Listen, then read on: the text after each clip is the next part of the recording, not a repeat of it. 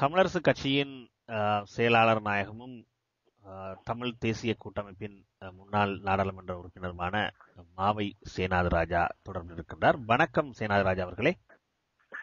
வணக்கம். வணக்கம். இந்தியாவினுடைய வெளியுறவு செயலாளர் நிருபமா ராவ் தனது பதவியை பொறுப்பேற்றதன் பின்பு முதற் தடவையாக இலங்கைக்கான விஜயத்தை மேற்கொண்டிருக்கிறார். அவர் ஏற்கனவேயும் இலங்கையினுடைய இந்திய தூதுவராக கடமை புரிந்தவர். பின்பு இலங்கையிலே ஏற்பட்ட சிறு சச்சரவுகள் அல்லது அவர் தொடர்பாக வந்த விமர்சனங்கள் காரணமாக இடையிலே தன்னுடைய பதவி காலத்தை முடிவுறுத்தி சீனா சென்று இப்பொழுது செயலாளராக மீண்டும் வந்திருக்கிறார். இன்று அவர் பல்வேறு அரசியல் கட்சிகளையும் அரசாங்க தரப்பு எதிர்கட்சிகளை சந்தித்த வகையில் தமிழ் தேசிய கூட்டமைப்பையும் சந்தித்திருப்பதாக தகவல்கள் வெளியாகி இருக்கின்றன. இந்த சந்திப்பில் உள்ள முக்கியத்துவம் அல்லது விஷயம் என்னவென்று கருதுகிறீர்கள்? ஆம், இன்று மாலை 3:30 மணி போல் இலங்கை நேரப்படி இந்திய வெளியுறவுத்துறை செயலர் நிருபமா ராவ் அவர்களும் அவருடைய அமைச்சின் இணைச் செயலாளர் திருமூர்த்தி அவர்களும் இலங்கைக்கான இந்திய தூதுவர் அவர்களும் எங்கள் தரப்பிலே எங்களுடைய தலைவர் திரு சம்பந்தன் அவர்களும் நானும் திரு சுரேஷ் பிரேமச்சந்திரன் அவர்களும் நாங்கள் அவர்களுடைய அழைப்பின் பேரில் இந்தியா இல்லத்திலே போய் சந்தித்தோம். அவர் எங்களிடம் இந்திய நிலவரங்களை பற்றி கேட்டு அறிந்து கொண்டார். எங்கள் தரப்பில் இந்திய வெளியுறவுத்துறை செயலரிடம் நாங்கள் குறிப்பிட்டது என்னவென்றால், யுத்தம் முடிவடைந்து இவ்வளவு காலமாகிவிட்டது. குறிப்பாக வன்னியிலே இருந்து பேரவலத்துக்குள்ளாகி முற்கம்பிக வேலிகளுக்குள்ளே இருந்த மக்களில் இன்னும் கிட்டத்தட்ட 1,00,000 மக்கள் அந்த முகாமுக்குள்ளே இருக்கிறார்கள். அவர்கள் ஏனையவர்களை சர்வதேசத்தினுடைய நிர்பந்தம், இந்தியாவினுடைய அழுத்தம் இவர்கள் காரணமாக அவர்கள் பேருந்துகளில் ஏற்றி வேறு வேறு இடங்களுக்கு அந்த மாவட்டங்களில் தாங்கள் மீள குடியமர்த்துகிறோம் என்ற பெயரில் அனுப்பிவிட்டார்கள். ஆனால் நாங்கள் அவர்களுக்கு செயலாளருக்கு குறிப்பிட்டது என்னவென்றால், எந்த ஒரு திட்டமும் இல்லாமல் அதாவது ஐநா சபையினுடைய மீள்குடியேற்றங்கள் போன்றவைகளை இப்படியான சந்தர்ப்பங்களிலே செய்த அமைப்புகள், தனியார் நிறுவனங்கள், பல நாடுகள் தாங்கள் இந்த மீள்குடியேற்றத்திலே பங்கு பெற்றுவதற்கு விரும்புவதாக சொன்ன பொழுது அரசாங்கம் அனுமதிக்காமல் இந்த மக்களை வெறுங்கையோடு அவர்களுடைய வீடுபாடுகளே இல்லாத இடங்களுக்கு அனுப்பி வைத்து இன்றைக்கு சிலர் நண்பர்களுடைய வீடுகளில் இருக்கிறார்கள், முகாம்களுக்கே இருக்கிறார்கள். அதற்கான காரணங்கள் பல. அதில் ஒன்று, அங்கே வாழுகின்ற குறிப்பாக யாழ்ப்பாணத்திலே எடுத்துக்கொண்டால் ஆயிரக்கணக்கான லட்சக்கணக்கான மக்கள் வரிகாமம் வடக்கிலே இருந்து கிட்டத்தட்ட 20 ஆண்டுகளுக்கு மேலாக தண்ணிக்கு சென்று வாழ்ந்தவர்களும் ஒரு பகுதியில் இருக்கின்றார்கள். அவர்கள் எல்லாம் தங்களுடைய வீடுகளுக்கு, அங்கே வீடுகள் இல்லை, தங்களுடைய நிலத்துக்கு செல்ல முடியாமல் இருக்கிறார்கள் என்றால் அங்கே உயர் பாதுகாப்பு வலயம் இன்னும் இருந்து கொண்டிருக்கிறது. அதே போல கிழக்கு, அதாவது யாழ்ப்பாணத்தின் கிழக்கு கரையோரமாக இருக்கின்ற நாகர்கோவில் தொடக்கம் சுண்டிக்குளம் வரையிலான பிரதேசங்களுடைய மக்களும் அங்கே முகாம்களுக்குள் இப்பொழுது இருந்து கொண்டிருக்கிறார்கள். தண்ணீரிலிருந்து கொண்டு வரப்பட்டவர்களும் இன்னும் முகாம்களில் இருக்கிறார்கள்.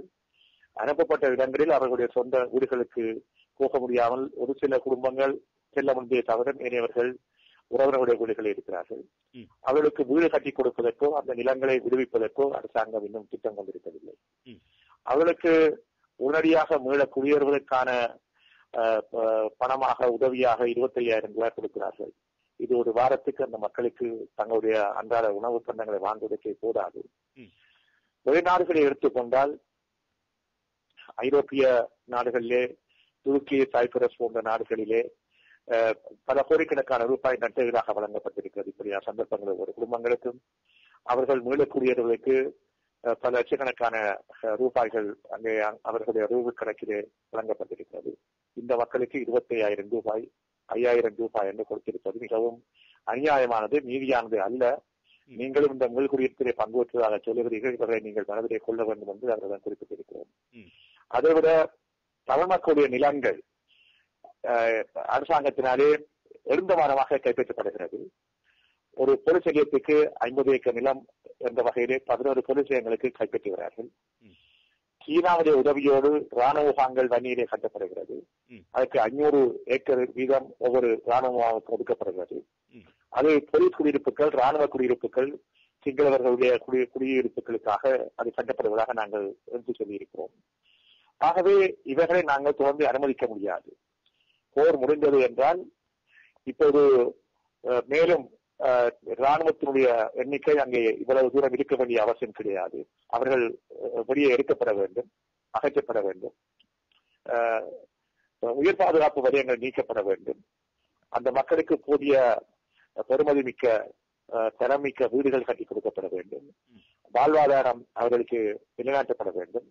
அவர்களுக்கு வேலை வாய்ப்பு போன்றவைகள் வழங்கப்பட வேண்டும். இப்படியெல்லாம் எந்த திட்டமும் இல்லாமல் இந்த மக்கள் இன்றைக்கு அநாதைகளாக அங்கே கொண்டு வந்து விடப்பட்டிருக்கிறார்கள் என்பதையும், முல்லைத்தீவிலே பெரும்பாலான இடங்களில் இன்னும் அவர்கள் மூலக்குடியேற்ற எடுக்கப்படவில்லை என்பதையும் நாங்கள் சுட்டிக்காட்டினோம்.